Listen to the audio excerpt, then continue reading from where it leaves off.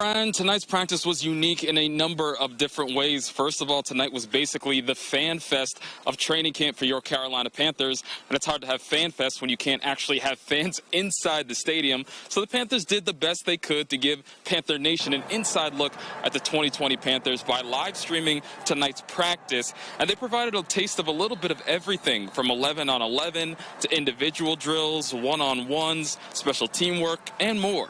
And they did so by piping in crowd noises you can hear as well as music to give you a feel for what it's probably going to be like during the season, because there's a good chance you won't have fans in the stands then either.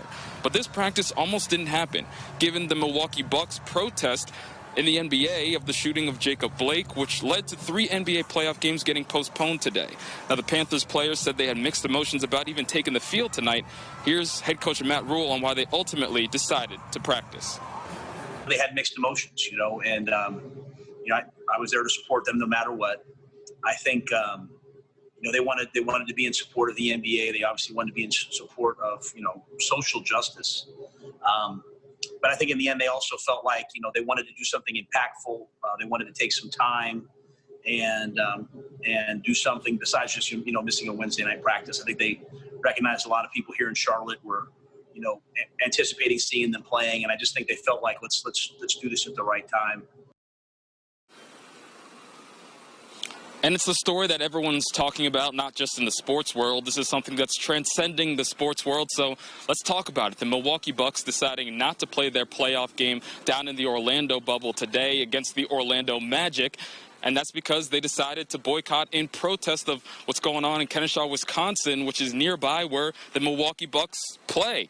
And they were in protest of what happened there, where 29-year-old Jacob Blake, a black man unarmed, was shot 7 times in the back by police.